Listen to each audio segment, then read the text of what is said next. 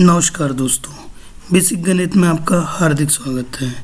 पिछली क्लास में हमने संख्याओं के बारे में देखा, संख्याओं के प्रकार के बारे में देखा, साथ ही हमने चीज़ों में देखा कि संख्याओं का हम यूज़ गिनती करने, क्रम देखने के लिए और साथ ही विभिन्न चीज़ों में करते हैं। अब संख्याओं का हम जो प्रकार हमने देखा है उसका एक बार रिकैप कर लेते हैं। तो स्टार्ट करते हैं। सबसे पहले जो प्राकृतिक संख्याएं होती है वे क्या होती है? जो गिनती की संख्या होगी 1 2 3 4 5 से जो स्टार्ट होगी इनफाइनाइट तक जाएगी, वो आपकी प्राकृतिक संख्याएं होगी। उसी के बाद में अगर हमने ज़ीरो को भी उसमें इंक्लूड कर दिया तो वे क्या हो जाएगी? पूर्ण संख्याएं बन जाएगी। साथ ही अगर हमने ज़ीरो और गिनती की संख्याओं के साथ में ऋणात्मक संख्याओं को उसमें जोड़ दिया, इंक्लूड कर दिया, तो क्या हो जाएगा? वे पूर्णांक संख्याएं हो जाएगी। उसी के बाद परिमेय संख्याओं की इसमें देखेंगे तो परिमेय संख्या भी होती है जिसे अंश बटे हर के रूप में हम व्यक्त कर सकते हैं। बस इसमें खासा ध्यान ये रखना होता है कि जिसमें हर क्या ना हो, ज़ीरो ना हो, क्योंकि अगर हर ज़ीरो हो जाए तो वैल्यू इनफाइनाइट हो जाती है। अपरिमेय संख्या क्या हो जाएगी? वे संख्या है जिसमें दशम भाग देने के बाद में दशमलव के अंक खत्म न हो, और साथ ही इस चीज़ का खासा ध्यान रखना होता है कि इसमें किसी भी टाइप से रिपीटेशन ना हो, जैसे वर्गमूल 2 और पाई। ठीक, इसी के बाद अभाज्य संख्याएं क्या होगी? जिसके केवल 2 गुणनखंड हो और भाज्य होंगे जिसके 2 से अधिक गुणनखंड हो। आज हम मेन अभाज्य संख्याओं के रहस्य पे फोकस करेंगे, क्योंकि इसके ऊपर की जो भी संख्याएं हैं ये नॉर्मल तरीके से आप देख सकते हैं, लेकिन अभाज्य संख्याओं को भी देखते हैं। अभाज्य के रहस्य को हम अब देखेंगे। अभाज्य क्या होता है इसको आप समझते हो किस चीज़ से? जैसे अभी बताता हूँ। एक संख्या जो सिर्फ 2 लोगों की सुनती है, मतलब केवल खुद की और एक की। जैसे अभाज्य की जो मीनिंग भी होती है वो क्या होती है? जिसके केवल 2 गुणनखंड होंगे, वो भी क्या होंगे? या तो खुद होगा और साथ ही क्या हो सकता है? केवल एक। चलिए अभाज्य संख्याओं को देखेंगे। अब आप लोगों से अगर मैं पूछूं तो अभाज्य संख्याएं क्या क्या हो सकती है? क्या एक होगी? क्या नहीं होगी? उसके बाद 2 अभाज्य संख्या होगी? हाँ होगी। इसके बाद 3 भी एक अभाज्य संख्या होगी। 4 होगी? क्या नहीं, क्योंकि 4 के 3 गुणनखंड होते, 1 2 व 4। क्या 5 इसकी अभाज्य संख्या होगी? हाँ हो सकती है, क्योंकि इसके केवल 2 गुणनखंड होंगे, 1 और 5। 6 होगी? क्या नहीं होगी, क्योंकि 6 के अलग अलग कितने गुणनखंड हो सकते हैं? 1 हो सकता है, 2 हो सकता है, 3 हो सकता है और 6 होगा। 7 भी हो सकता है। इसी के बाद में 8 अभाज्य संख्या नहीं है। क्या 9 होगा? क्या नहीं है। 10 वो भी नहीं होगा। 11 हो सकता है। वैसे ही 13 भी अभाज्य संख्या होगी, 17 भी अभाज्य संख्या होगी। उसी के बाद 19 अभाज्य संख्या होगी, 23 आपकी अभाज्य संख्या होगी। इसी के बाद 29 आपकी अभाज्य संख्या होगी। फिर 31 हो जाएगी। 31 के बाद 37 होगी। 37 के बाद 41 हो जाएगी। 41 के बाद 43 हो जाएगी। 43 के बाद 47 भी आपकी अभाज्य संख्या होगी। फिर 53 भी आपकी अभाज्य संख्या होगी। साथ ही 53 के बाद 59 ये भी एक अभाज्य संख्या होगी। क्या 61 हो सकती है? क्या हाँ 61 भी होगी। उसी के बाद और कौन कौन सी हो सकती है? 67 भी हो सकता है, होगी। फिर 71 भी आपकी अभाज्य संख्या होगी। साथ में 73 भी आपकी अभाज्य संख्या होगी। इसी के बाद क्या 79 भी होगा? अब इसके बाद क्या हो सकता है? 83 भी आपकी अभाज्य संख्या होगी। 83 के बाद हो जाएगा 89 भी आपकी अभाज्य संख्या होगी। अब लास्ट एक अभाज्य संख्या हो जाएगी 97। तो इतनी अभाज्य संख्याएं होती हैं जो 1 से लेके 100 के बीच में होती है। 1 से लेके 100 के बीच में जितनी भी अभाज्य संख्या है वे आपको दी गई है।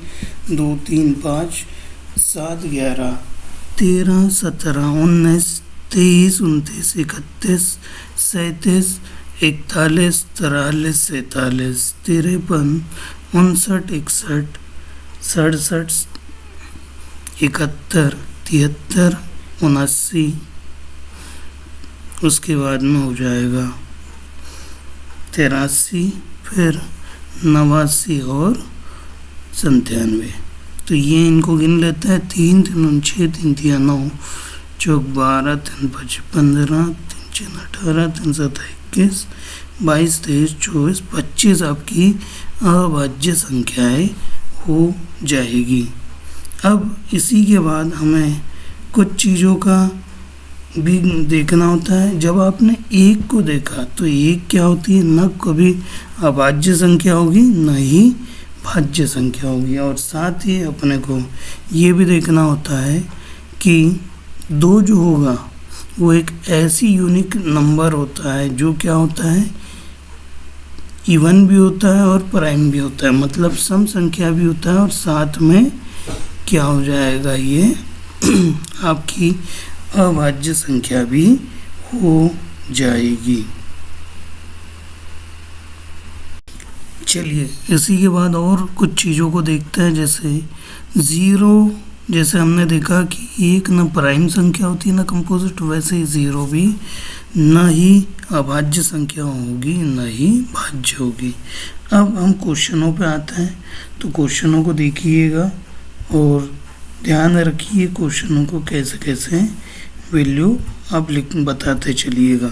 तो फर्स्ट देखिए, नेचुरल जो नंबर होते हैं यानी प्राकृत संख्याओं की शुरुआत कहाँ से होती है, इसमें बोला गया है। जैसे गिनती की शुरुआत आप कहाँ से होती है, 1 से होती है, तो इसका आंसर क्या हो जाएगा, 1 से हो जाएगा। सेकंड जो आपसे बोला गया है 1 से इसका आंसर हो जाएगा।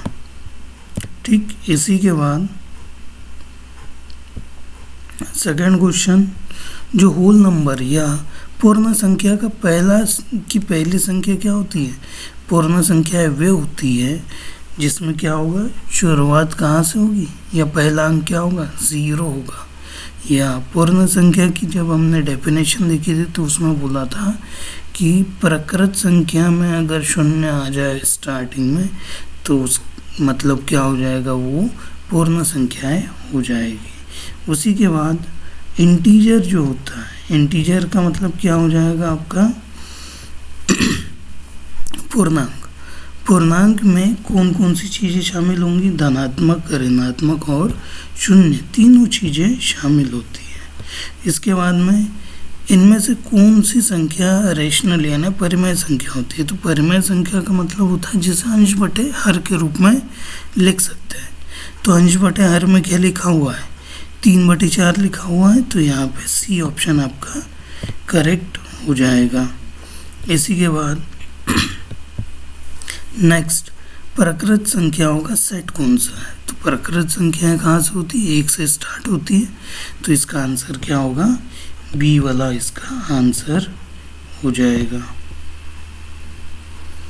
नेक्स्ट, इनमें से कौन सी संख्या इवन संख्या है, इवन का मतलब यानी सम संख्या यानी जिसमें 2 का भाग जाता है, तो इसका आंसर हो जाएगा सी वाला इसका आंसर हो जाएगा। इसी के बाद विषम संख्या क्या होगी, जिसमें 2 का भाग नहीं जाता, तो ऐसा कौन सा है, 55। नेक्स्ट, 2 किस प्रकार की संख्या है, 2 किस प्रकार की संख्या होगी, क्या विषम है क्या नहीं है, क्या भाज्य है क्या नहीं है, क्या अभाज्य है, हाँ है, ठीक है, तो सी आंसर हो जाएगा। इसी के बाद प्राइम नंबर जो होता है, ठीक, प्राइम नंबर कौन सा है इसमें से पूछा है, तो 9 की भी प्राइम यानी अभाज्य संख्या, तो 9 के दो से अधिक गुणनखंड हो गए, 15 के भी होंगे, 21 के भी होंगे। केवल जो सी वाला ऑप्शन है 17, उसके जो गुणनखंड होंगे वो केवल 2 होंगे। कंपोजिट जो नंबर होंगे, कौन सा इसमें से कंपोजिट नंबर होगा? केवल 12, डी वाला ऑप्शन इसका करेक्ट हो जाएगा।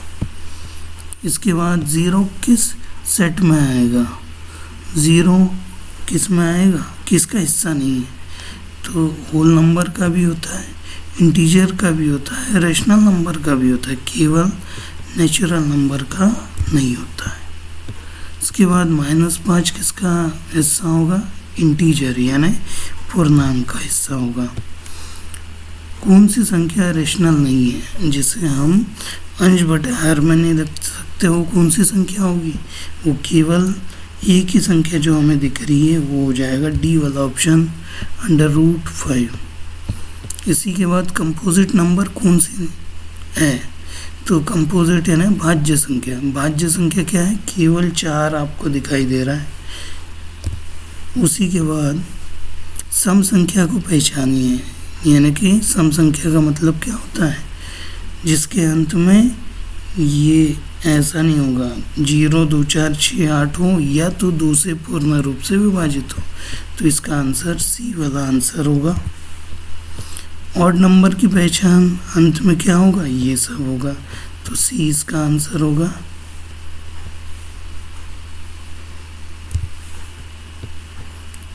इनमें से प्राइम नंबर कौन सा है? तो प्राइम नंबर कौन सा होगा? आपको 29 दिखाई दे रहा है, बी वाला ऑप्शन। एक किस प्रकार की संख्या है? नहीं प्राइम है, नहीं कंपोजिट है। 5/1 क्या हो गया? रेशनल नंबर भी हो गया, इंटीजर भी हो गया, होल नंबर भी हो गया, मतलब ये सभी की सभी चीज़ें हो जाएगी। अब लास्ट जो नेचुरल नंबर होता है, यानी कि कौन सा सेट सबसे बड़ा है? क्या नेचुरल का होगा, होल का होगा, इंटीजर का होगा या रेशनल का? तो डी इसका आंसर हो जाएगा। ये सबसे बड़ा सेट होता है। अब जैसे जो हमने सेट सबसे बड़ा होता है, जैसे हमने देखा कि संख्याओं का जो विस्तार होता है प्राकृत संख्याओं से होता है, जिसमें 1 से लेके इनफाइनाइट तक होता है। फिर पूर्ण संख्याओं में क्या हो जाता है? 0 उसमें जुड़ जाता है। फिर पूर्णांक में क्या हो जाता है? ऋणात्मक चीज़ें उसमें जुड़ जाती हैं। और जो परिमेय संख्या या रेशनल नंबर होता है उसमें क्या होता है? भिन्न भी जुड़ जाता है। तो सबसे बड़ा जो विस्तार होता है वो किसका होता है? परिमेय संख्याओं का होता है। तो इस तरीके से हमने संख्याओं को देखा और संख्याओं के प्रकार को समझा। चलिए ठीक है, इसी के बाद अगली क्लास में हम मिलते हैं। धन्यवाद।